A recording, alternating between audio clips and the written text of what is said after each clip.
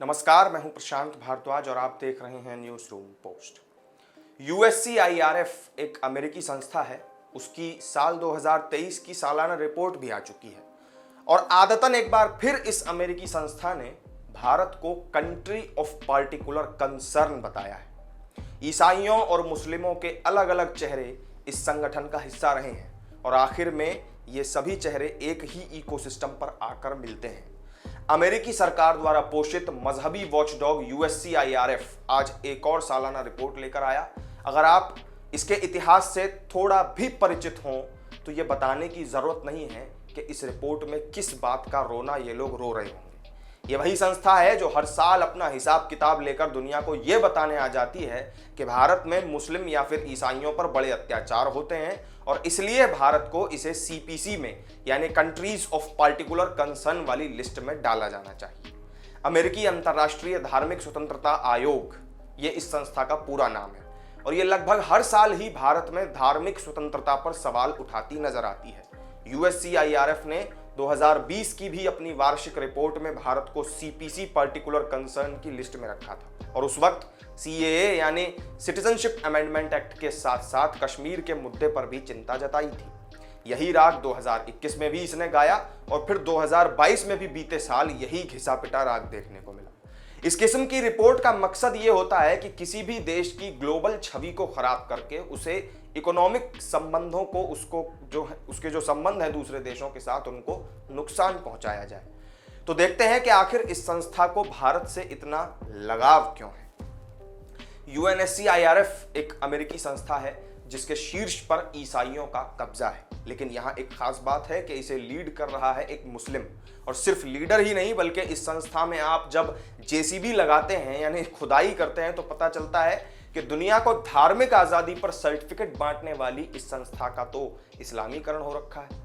एक ईसाइयों द्वारा फंडेड ऑर्गेनाइजेशन में इतनी घुसपैठ की समुदाय विशेष का इंसान इस ऑर्गेनाइजेशन का कमिश्नर बन जाता है।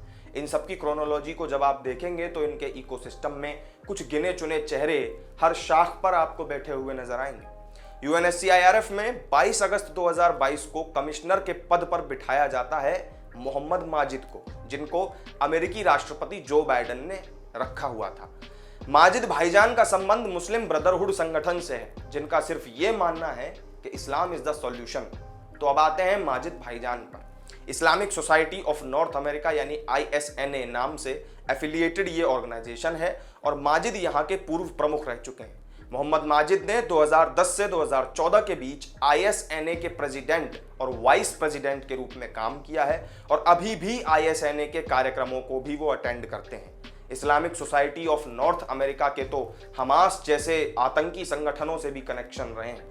हमास यानी फलस्तीन का सबसे बड़ा आतंकी संगठन जिसे इस फ्रंट ने खुद स्वीकार किया है। इसका नाम होली लैंड फाउंडेशन यानी HLF के टेरर फंडिंग मामले में भी फंसा था और HLF को अमेरिकी सरकार ने हमास के साथ संबंधों के कारण बैन कर दिया था।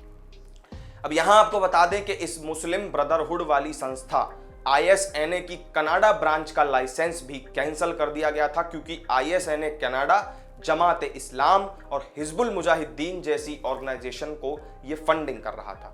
इसे बैन करते वक्त यह भी संभावना जताई गई थी कि कश्मीर में आतंकी संगठनों तक भी इनकी फंडिंग पहुंचती है। अब आप खुद सोचिए कि ऐसे एक अमेरिकी संगठन को किसी ने यह तय करने की जिम्मेदारी दी हुई है कि वो ये डिसाइड करे कि उनके देश में मजहब या धर्मों के आधार पर कितनी आज़ादी लोगों को मिली है। आज जो इस संस्था की रिपोर्ट आने वाली है इससे क्या उम्मीदें की जानी चाहिए? यही कि कुछ लोग इस बार फिर से भारत में ईसाइयों के उत्पीड़न का नैरेटिव सेट करने में लगे हुए हैं। इसके अलावा दलितों को हमेशा ही ऐसी संस्थाओं ने एक टूल के तौर पर इस्तेमाल किया है। पिछली रिपोर्ट में भी यही सब बताया गया था कि भारत में ईसाई और दलित या फिर आदिवासियों का उत्पीड़न हुआ है और मुस्लिमों के खिलाफ तो मानो ऐसा माहौल बना के दुनिया के सामने पेश किया जाता है जैसे भारत में मुस्लिमों को उठाकर बंगाल की खाड़ी में फेंकने की योजना बन रही हो। तो इस वीडियो में मेरे साथ फिलहाल इतना ही। इस अमेरिकी संस्था की पूरी हकीकत जान लेने के बाद आपका इस पर क्या रिएक्शन है हमें कमेंट करके जरूर बताइएगा। वीडियो पसंद आया हो तो लाइक और शेयर कर दीजिएगा और चैनल को सब्सक्राइब नहीं किया हो तो जरूर कर लीजिएगा। फिर मिलेंगे किसी नई वीडियो में नई जानकारी के साथ, तब तक के लिए दीजिए इजाजत। नमस्कार।